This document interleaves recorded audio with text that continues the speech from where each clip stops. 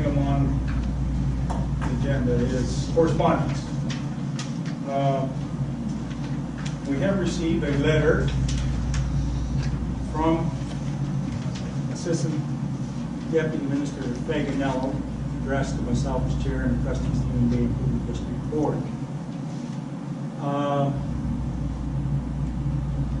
Well, I might as well read as much of this as I can. I'm writing to you as a collective board of trustees of the Union Bay Improvement District in response to a number of pieces of correspondence received by the ministry about questionable conduct between trustees and requests for the ministry to intervene. I appreciate that there may be strong differences of opinion at the board table and within the community, which is not uncommon. I also recognize that you have made substantial progress in water issues in Union Bay, and I commend you and your staff for these recent accomplishments.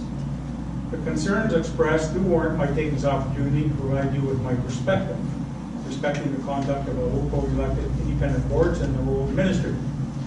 In my view, the elected officials holding public office have a fiduciary responsibility to the collective property owners whom they represent to properly and professionally manage the services provided.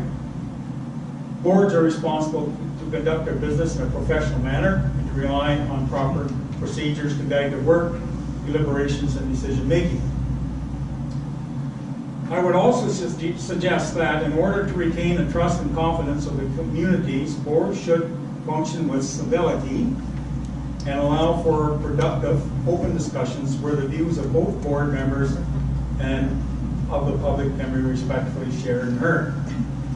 With respect to the operations of the Union Bay Improvement District, specifically when I visited with ministry staff and our facilitator, James Madison, on January 26, 2017, and subsequently engaged via telephone with Trustee Kelger, she was unable to join us earlier, I emphasized some key points to help you conduct your business in a civil and professional manner, including the chair's role is to preside at board meetings and ensure rules are adhered to.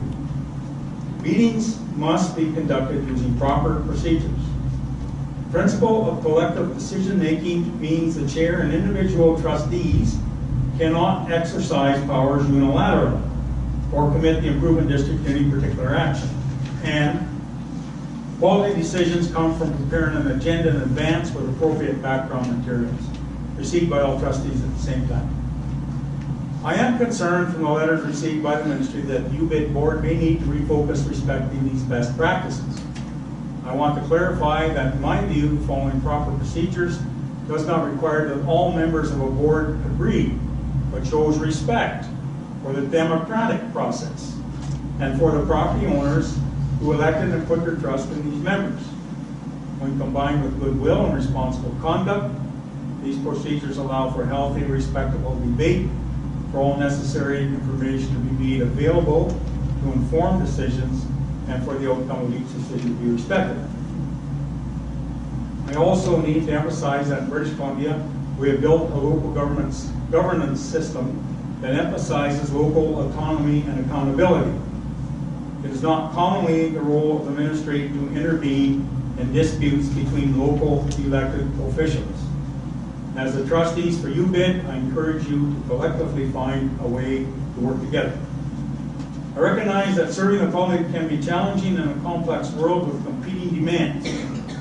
I hope that my observations respecting what I see as best practices for a board are helpful to you, and that you may give this information consideration as you weigh the views of community members who have shared concerns.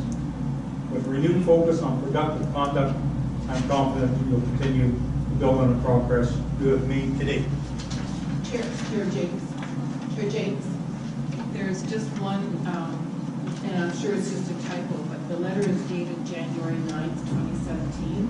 I'm sure it is meant to be January 9th, 2018. I believe so. Yeah, and thank you also, for pointing that out. Yeah, also, it was both Trustee Loxam and myself that spoke with ADM Tara Faganello by telephone, and that was because both Trustee Loxam and myself were away at the January meeting, January 2017. That's correct. Yeah, only they've missed out Loxam's name. So. Right. Okay. The next